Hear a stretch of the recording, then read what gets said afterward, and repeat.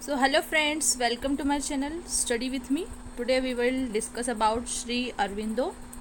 Shri Aurobindo's idea on freedom and nationalism. उनका क्या idea था फ्रीडम पर, आज़ादी पर और नेशनलिज्म पर. Shri Aurobindo was one of the most influential thinker and philosopher of modern India. ये जो थे बहुत ही ज़्यादा इन्फ्लुएंशियल थिंकर थे और फिलोसोफर थे मॉडर्न इंडिया के. Head a distinctive view on freedom and nationalism, और इनका बहुत ही अलग व्यू था फ्रीडम और नेशनलिज्म के ऊपर. His conception of both concept was deeply spiritual. दोनों ही कॉन्सेप्ट पर इनका जो कॉन्सेप्शन था वो बहुत ज़्यादा स्पिरिचुअल था and integral, going beyond conventional political boundaries to encompass an idea of national and personal liberation. यानी कि पॉलिटिकल बाउंड्रीज के पार जाते हुए इन्होंने क्या दिया, एक आइडिया दिया नेशनल एंड पर्सनल लिबरेशन, एक राष्ट्र की और खुद की लिबरेशन का, खुद की आज़ादी का आइडिया दिया. Aurobindo viewed nationalism not just as struggle. उन्होंने सिर्फ नेशनलिज्म को एक स्ट्रगल की तरह नहीं लिया फॉर पॉलिटिकल फ्रीडम के लिए, बट लेकिन as a path of spiritual awakening, एक रास्ते की तरह लिया स्पिरिचुअल अवेकनिंग के एंड कलेक्टिव सेल्फ रियलाइजेशन के. Nationalism and spiritual awakening. तो अब हम बात करेंगे नेशनलिज्म और स्पिरिचुअल अवेकनिंग की. Shri Aurobindo's ideas of nationalism was unique in that it was not confined to political economic sphere. वो यूनिक इसलिए था क्योंकि वो सिर्फ इससे नहीं जुड़ा था, पॉलिटिकल और इकोनॉमिकल स्फेयर से नहीं जुड़ा था. फॉर हिम, उनके लिए true nationalism was closely linked to spiritual consciousness. जो सही नेशनलिज्म थी, सही राष्ट्रता थी, वो किससे जुड़ी हुई थी, स्पिरिचुअल कॉन्शियसनेस से. ही believed that nation like individual, एक नेशन एक राष्ट्र लाइक एक व्यक्ति, हैव अ स्पिरिचुअल एसेंस, उसके अंदर एक स्पिरिचुअल एसेंस होना चाहिए, एक धार्मिक एसेंस होना चाहिए. And the awakening of his essence for the true freedom of the nation, और उसको ज़रूरत है कि उस एसेंस को जगाए सही मायने में फ्रीडम लाने के लिए, आज़ादी लाने के लिए एक नेशन की. In his view nationalism was the process of bringing about an awakening. जो नेशनलिज्म है वो एक प्रोसेस है अवेकनिंग लाने की, जागरूकता लाने की, ऑफ द सोल, आत्मा की, ऑफ अ नेशन, एक नेशन की आत्मा की. Which in India's case meant reconnecting with its ancient spiritual. और इंडिया के केस में ये ऐसे हो सकता है कि उस वापस से जुड़ना है इंडिया को एंशंट स्पिरिचुअलिटी से, पुरानी स्पिरिचुअलिटी से, हेरिटेज से, एंशियन स्पिरिचुअल हेरिटेज, पुराने जो स्पिरिचुअल हेरिटेज है उससे जुड़कर ये वापस रीअवेकनिंग ला सकते हैं. औरोबिंदो सो India's struggle for independence is not just a political act. वो जो इंडिया की स्ट्रगल है वो सिर्फ उसको पॉलिटिकल एक्ट की तरह नहीं देखते, but as a spiritual mission. और कैसे देखते हैं कि ये एक स्पिरिचुअल मिशन है. He viewed the British colonial rule as a spiritual and moral degradation. और जो ब्रिटिश कॉलोनियल रूल है वो उसको ऐसे देखते हैं कि ये एक स्पिरिचुअल और मोरल डिग्रेडेशन है, यानी कि ये इसको कम कर रहा है British colonial. And he called for the reawakening, और वो बोलते हैं कि हमें वापस जागरूक होने की ज़रूरत है. Reawakening of India's spiritual consciousness, India की जो स्पिरिचुअल कॉन्शियसनेस है उसको वापस जागरूक होने की ज़रूरत है. In his writing Aurobindo spoke of India as a divine mother. उनकी जो राइटिंग थी उसमें औरोबिंदो क्या बोलते हैं कि इंडिया जो है वो एक डिवाइन मदर की तरह है, यानी कि भारत माता है. अ symbol of the Nations spiritual power, और जो नेशन है उसके स्पिरिचुअल पावर का सिम्बॉल है.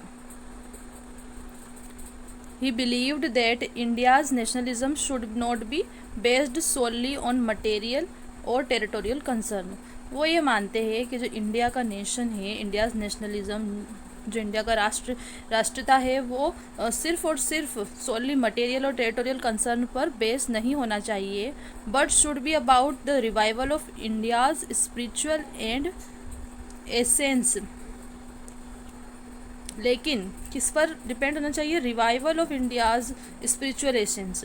इंडिया का जो स्पिरिचुअल एसेंस है उसको वापस जीवित करने में, and the moral transformation of its people, और जो इनके जो लोग हैं, इंडिया के लोग हैं, उनके बदलाव के ऊपर डिपेंड होना चाहिए. In his famous Vande Mataram series Aurobindo emphasized the idea of India as a spiritual mother. उनकी जो फेमस सीरीज़ है वंदे मातरम सीरीज़, उसमें जो औरबिंदो है उन्होंने जोर दिया है इंडिया को एज ए स्पिरिचुअल मदर, एक स्पिरिचुअल मदर बनाने में। And his call for revival of India, और उनका जो कॉल है वो क्या है कि इंडिया का वापस रिवाइवल हो, इंडियन कल्चर का। Indian culture was based on the belief that the divine mother would lead the country to true freedom, कि जो डिवाइन मदर है यानी कि भारत माता है वो कंट्री को लीड करेगी सही तरह से आज़ाद होने में। It was about realizing that freedom is not just political independence, ये रियलाइज़ होना चाहिए कि जो फ्रीडम है वो सिर्फ पॉलिटिकल इंडिपेंडेंस नहीं है, but the manifestation of the divine in the material world. और मैनिफेस्टेशन है यानी कि डिवाइन चीज़ को पाने का मैनिफेस्टेशन है इस मटेरियल वर्ल्ड में, इस मटेरियल दुनिया में। अब है फ्रीडम के बारे में। फ्रीडम क्या है? Freedom is both inner and outer liberation. Freedom जो है ये दोनों तरीके से होती है, इनर लिबरेशन भी होना चाहिए और आउटर लिबरेशन भी, यानी कि अंदर की आज़ादी और बाहर की आज़ादी। Aurobindo's concept of freedom was multi dimensional, वो मल्टी डायमेंशनल था। It was not just about political freedom और liberation from the colonial rule. Freedom had both outer and inner component, उसमें दोनों ही कंपोनेंट होना चाहिए, आउटर भी और इनर भी। अब हम बात करेंगे आउटर फ्रीडम के बारे में। तो this refers to the political independence of India, the freedom of nation from British imperialism, यानी जो ब्रिटिश से फ्रीडम है ये उसकी बात कर रहा है। Aurobindo recognized that political freedom was necessary for the material and social progress of the country. Aurobindo बताते हैं कि जो पॉलिटिकल फ्रीडम है वो बहुत ज़रूरी है मटेरियल और सोशल प्रोग्रेस के लिए देश की। He believed that a nation must be free to develop its own culture, economy and governance. वो ये बिलीव करते हैं कि नेशन को फ्री होने की बहुत ज़रूरत है, कल्चर को, इकोनॉमी को और गवर्नेंस को डेवलप करने के लिए, without the constraints of the colonial domination. Inner freedom, अब हम बात करेंगे इनर फ्रीडम की। However Aurobindo placed even more importance on the spiritual freedom. जो स्पिरिचुअल फ्रीडम है, इनर फ्रीडम को ही स्पिरिचुअल फ्रीडम कहा गया है, इसको औरोबिंदो ने ज़्यादा इम्पोर्टेंस दी है। He considered it the true form of liberation, वो इसको एक ट्रू फॉर्म समझते हैं आज़ादी का। Inner freedom for Aurobindo was freedom from ego, from mind's illusion, from ignorance and from domination of material desire. It was the freedom to realize divine essence, ये वो freedom है जिससे डिवाइन एसेंस हमें उसका महसूस होगा। Aurobindo emphasized that India's political freedom would be incomplete without the spiritual and psychological freedom. Aurobindo इस पर ही जोर देते हैं कि जो इंडिया की पॉलिटिकल फ्रीडम है वो इनकम्प्लीट है स्पिरिचुअल और साइकोलॉजिकल फ्रीडम के बगैर। ये ऐसा ही व्यू विवेकानंद जी का भी था, स्वामी विवेकानंद का। He believed that the true freedom of India would only be realized when the individual and society transcend the limitation of materialism and egoism. वो ये बिलीव करते हैं कि जो सही फ्रीडम है वो जब भी रियलाइज़ हो सकती है जब एक इंडिविजुअल, जब एक आदमी और सोसाइटी पार कर ले लिमिटेशन को, लिमिट को पार कर ले, मटेरियल और ईगोइज्म की लिमिट को पार कर ले।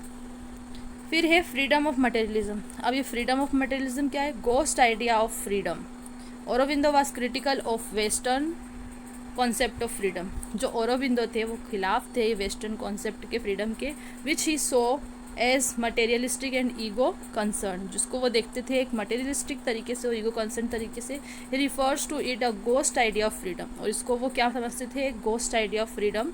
According to Aurobindo western idea of freedom is about right of individual to pursue personal desire and self interest without spiritual growth and higher purpose.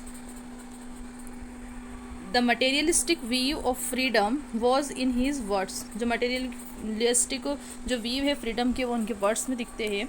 Like a ghost offering the illusion of freedom, जैसे कि कोई ghost, कोई भूत प्रेत जो है offer कर रहा है कि वो फ्रीडम को ऑफर कर रहा है, पर रियल में फ्रीडम नहीं मिली क्योंकि इनर फ्रीडम अभी बाकी है, but leading to deeper bondage, पर हम डीपर बॉन्डेज में घिरे हुए हैं।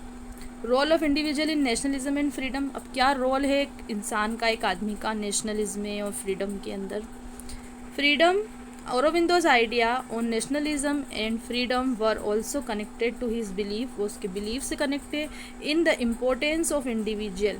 He emphasized that individual freedom was essential for freedom of nation. जो एक इंसान की फ्रीडम है, इंडिविजुअल फ्रीडम है, वो ज़रूरी है नेशन की फ्रीडम के लिए. He believed the awakening of individual, वो बिलीव करते हैं कि जो इंडिविजुअल है वो भी जागरूक हो, was the first step towards awakening of the nation. और यही एक फर्स्ट स्टेप है जागरूक करने के लिए पूरे नेशन को. For Aurobindo the spiritual growth of individual was the foundation for the spiritual growth of the nation as a whole. जो स्पिरिचुअल ग्रोथ है एक इंडिविजुअल की, वही नींव है, वही फाउंडेशन है फॉर स्पिरिचुअल ग्रोथ की नेशन की. अब हम देखते हैं कंक्लूजन के. कंक्लूजन क्या होगा? Shri Aurobindo nationalism and freedom are inseparable. जो इनकी जो नेशनलिज्म है और फ्रीडम है वो इनसेपरेटेबल है, यानी इन दोनों को अलग नहीं किया जा सकता. फ्रॉम हीज स्पिरिचुअल फिलोसफी, उनकी जो स्पिरिचुअल फिलोसफी है उससे. Nationalism for him was the awakening of national soul. जो नेशनलिज्म है उनके लिए वो है कि जागरूक होना, नेशनल सोल को जागरूक होना. And freedom was not only the liberation, और जो फ्रीडम है वो सिर्फ और सिर्फ आज़ादी नहीं है ऑफ द नेशन की फ्रॉम कॉलोनियल रूल से, but also the liberation of individual from limitation of ignorance, ego and materialism. लेकिन ये लिबरेशन है, आज़ादी है इंडिविजुअल की फ्रॉम लिमिटेशन ऑफ इग्नोरेंस की, ईगो की और मटेरियलिज्म की. तो फ्रेंड्स, ये था हमारा श्री औरोबिंदो का idea of nationalism and freedom. Video पसंद आई हो तो प्लीज़ लाइक कीजिए और सब्सक्राइब कीजिए.